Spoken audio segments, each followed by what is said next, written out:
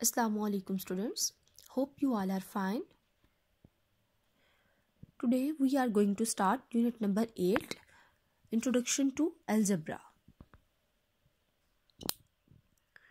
Okay, let's start with some basic definitions. Algebra. Algebra is an important branch of mathematics that provides us the solution of many complex mathematical problems in an easy way.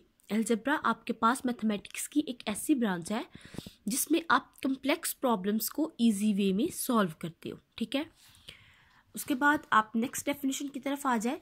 Sentence. ठीक है, आपने sentence की definition learn भी करनी है और homework पे भी लिखनी है. A group of words that makes a complete sense is called a sentence. ठीक है, सेंटेंस क्या है कि अगर आप वर्ड्स को इस तरह मिलाएं कि वो आपको एक कंप्लीट सेंस दे, पूरी समझ दे. ठीक है, तो उसको आप क्या बोल देंगे? सेंटेंस. ठीक है, लेट्स सपोज देखें, को एक वर्ड है, गिव एक वर्ड है और मिल्क एक वर्ड है. ठीक है, जब आप इन तीनों वर्ड्स को मिलाएंगे तो आपका एक सेंटेंस बन जाएगा, को गिव्स मिल्क. ठीक है, सेकंड एग्जांपल पे आ जाए. बर्ड्स, आपके पास एक वर्ड है. ठीक है, फ्लाई मतलब उड़ता है, तो ये आपके पास सेकंड वर्ड है. इन द एयर, ये आपके पास डिफरेंट वर्ड्स है. जब आपने इन सब वर्ड्स को एक लाइन में कंबाइन किया तो आपके पास एक कंप्लीट सेंटेंस बन गया जिसकी एक सेंस है. ठीक है, जैसे birds fly in the air, परिंदे हवा में उड़ते हैं, तो आपको इस पूरी लाइन से कंप्लीट सेंस मिल रही है, समझ आ रही है. तो ये सेंटेंस आपके पास, ये जो ग्रुप ऑफ वर्ड्स है इसको आप क्या बोलेंगे? सेंटेंस. ठीक है, आगे क्या है? She writes very well. ठीक है, तो यहाँ भी आपके पास 4 वर्ड्स है, ये कंबाइन करके आपको एक स्टेटमेंट, एक सेंस दे रहे हैं. ठीक है, नेक्स्ट आ जाए आपके पास क्या है? स्टेटमेंट की definition. A statement is a sentence that may be true और फॉल्स. ठीक है, सेंटेंस क्या था आपके पास कि ग्रुप ऑफ वर्ड्स, ऐसे वर्ड्स का ग्रुप जो आपको एक कंप्लीट सेंस दे. ठीक है, जिनको पढ़ने के बाद एक कंप्लीट आपको कोई ना कोई बात समझ में आ जाए, वो क्या है? सेंटेंस. और स्टेटमेंट क्या है? आप स्टेटमेंट एक ऐसा सेंटेंस है दैट मे बी ट्रू, जो या तो ट्रू हो या फॉल्स हो सकता है. For example, Karachi is in the Punjab, के जो कराची है is in the Punjab, Punjab के अंदर है. ठीक है, अब यहाँ तो ये स्टेटमेंट ट्रू है या फॉल्स है. ठीक है, तो ये स्टेटमेंट क्या है? फॉल्स है. ठीक है, इस तरह मैंगो इज अ फ्रूट, आम एक फ्रूट है. ठीक है, फल है. तो आपके पास ये स्टेटमेंट ट्रू हो सकती है या फॉल्स हो सकती है. तो हमें पता है कि मैंगो एक फ्रूट ही है, तो इसको हम ट्रू लिखेंगे. ठीक है, अब आपके पास कुछ स्टेटमेंट्स ऐसी होती हैं जो ना तो ट्रू होती है ना फॉल्स होती है. ठीक है, वो कॉमन स्टेटमेंट्स होती हैं. जैसे आपके पास एक स्टेटमेंट है थैंक यू. ठीक है, इसमें भी 2 वर्ड्स हैं, तो ये आपके पास क्या एक स्टेटमेंट है. तो स्टेटमेंट क्या है? नाइदर ट्रू नॉर फॉल्स, ना ये स्टेटमेंट ट्रू है ना फॉल्स है. ठीक है, ये एक कॉमन स्टेटमेंट है. ठीक है, तो आपने स्टेटमेंट की और सेंटेंस की डेफिनेशन लर्न करनी है. उसके बाद आगे क्वेश्चन लिख लें, what is meant by open statement. ठीक है, ओपन स्टेटमेंट की आपने डेफिनेशन लर्न करनी है. ठीक है, now consider the following statement. अब इन स्टेटमेंट्स को देखिए. 2 प्लस, ये आपके पास स्क्वायर है, equals to 4.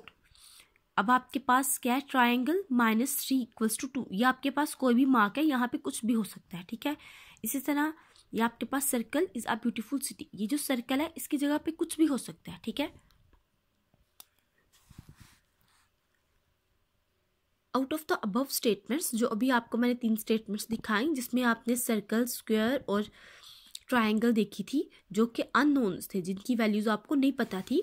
We can't decide which statement is true, which is false. ठीक है, आप ऊपर वाली स्टेटमेंट्स में से ये नहीं बता सकते कि कौन सी ट्रू है या कौन सी फॉल्स है, जब तक आपको वो जो 3 निशान थे, सर्कल, स्क्वायर एंड ट्राइंगल की वैल्यू पता ना हो. ठीक है, until we get further information of square, triangle and circle. ठीक है, जब तक हमें इन तीनों मार्क्स की, जो कि हमारी स्टेटमेंट में ये 3 निशान इस्तेमाल किए गए थे, इनकी वैल्यू पता नहीं होगी, तब तक हमें ये पता नहीं चलेगा कि वो जो गिवन स्टेटमेंट दी हुई है वो ट्रू है या फॉल्स है. ठीक है, इसी तरह की स्टेटमेंट्स को हम ओपन स्टेटमेंट कहते हैं. ठीक है, such type of statements are called open statement. और इस तरह की स्टेटमेंट्स को हम क्या कहते हैं?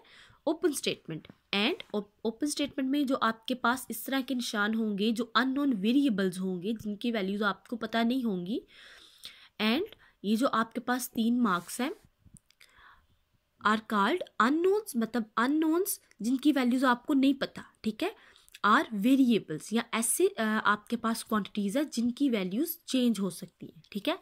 यहाँ पे अगर आप देखें तो वेरी का मतलब होता है चेंज, ठीक है, और एबल का मतलब होता है एबिलिटी, ठीक है।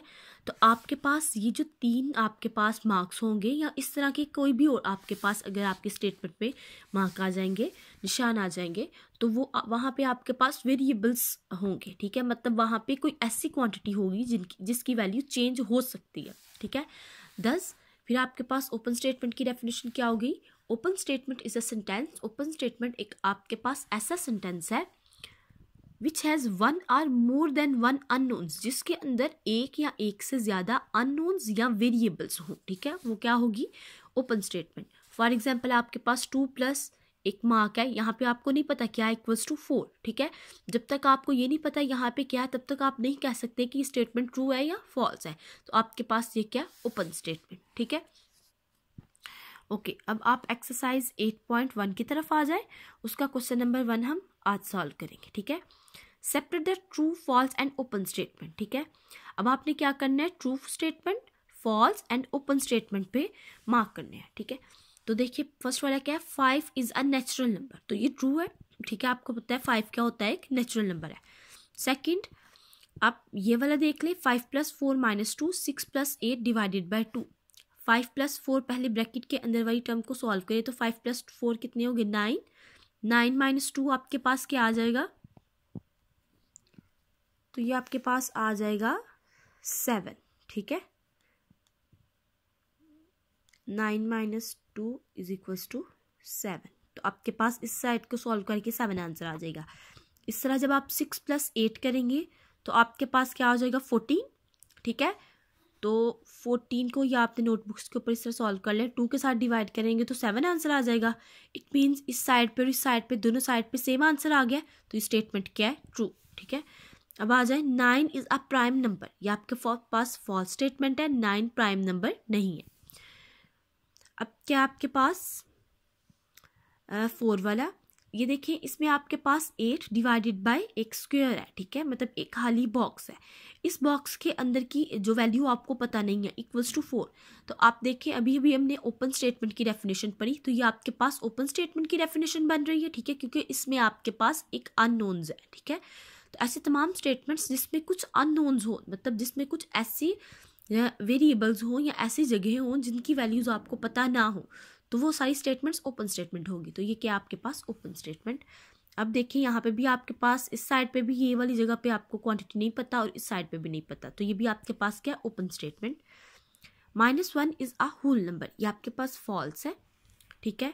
5 × 6 = 4 × 8। जब आप 5 को 6 के साथ मल्टीप्लाई करें तो क्या आता है? 30 = 4 × 8 = 32। तो आपके पास ये दोनों साइड्स इक्वल नहीं आई, ठीक है। देखिए 30 = 32 मतलब कि दोनों साइड्स इक्वेशन के ब्रैकेट के दोनों ये आपके पास इक्वल के दोनों साइड्स पे सेम क्वांटिटीज नहीं है। इट मीन्स ये आपके पास फॉल्स स्टेटमेंट है, ठीक है। इसी तरह आपके पास अगेन इस स्टेटमेंट में ये एक अननोन बॉक्स उन्होंने दिया हुआ है जहाँ पे वैल्यू नहीं पता, तो ये भी क्या है? एक ओपन स्टेटमेंट है, ठीक है। लास्ट वाला आ जाए 2 is the only even prime number, तो ये आपके पास ट्रू स्टेटमेंट है, ठीक है। तो आपने इस तरह लाजमी जो आपके पास ओपन स्टेटमेंट है उसकी डेफिनेशन, सेंटेंस की डेफिनेशन और स्टेटमेंट की डेफिनेशन, ये तीनों डेफिनेशन लर्न करनी है। इसको बुक वर्क है, आपने बुक के ऊपर ही सॉल्व कर लेना है। और होमवर्क डेफिनेशन वाली जो डेफिनेशंस है उससे होमवर्क वाली कॉपी के ऊपर लाजमी करना है, ठीक है। ओके, अल्लाह हाफिज़।